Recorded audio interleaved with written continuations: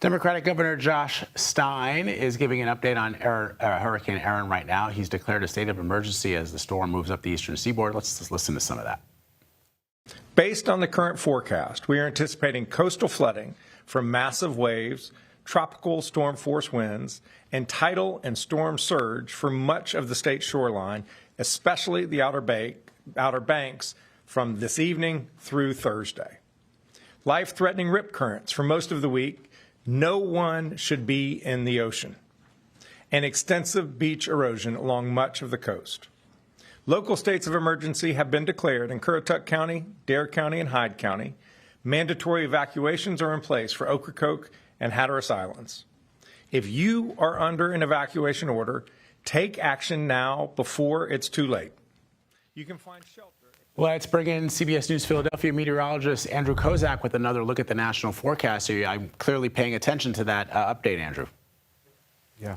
Yeah, and especially the most important thing, Vlad, is when he talks about how everybody should be staying out of the water. There is no reason at all anybody needs to be in the ocean until this thing is finally out of the way. Currently, right now, it is spinning around with 100-mile-per-hour winds. And while we still have a little bit of time to go before the worst of it hits, we're talking about not just Cape Hatteras and the Carolinas, but high risk even across the Jersey Shore with breaking waves over 12 feet.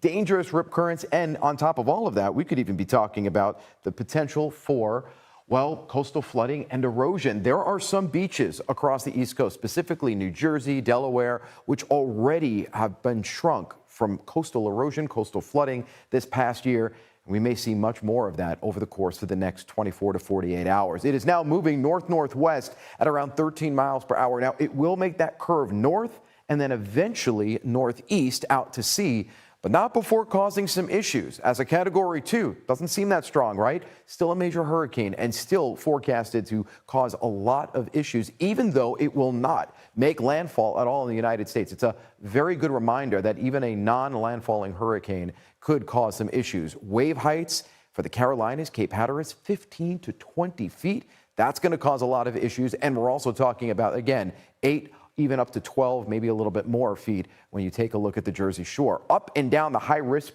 rip current risk is extending from New England all the way down to Florida, and likely we're not even going to see this taper off until we get through Friday and then into the weekend. As far as the actual winds from this tropical storm, well, most of them, of course, will be staying, or I should say hurricane. Tropical storm force winds up to 74 miles per hour will continue to stay out to sea. But areas like Hatteras sticking out here likely are going to be looking at a pretty good chance for some wind. In fact, I want to take a look at some of the wind gusts as we go through today, 15 to 25 miles per hour. But as the storm moves north and still stays off the coast, we still could be looking at 40 to 50 mile per hour gusts for areas like Cape Hatteras, 35 to the north, and even New Jersey and New England. Vlad, could be looking at wind gusts as we head into your Thursday between 35 and 45 miles per hour.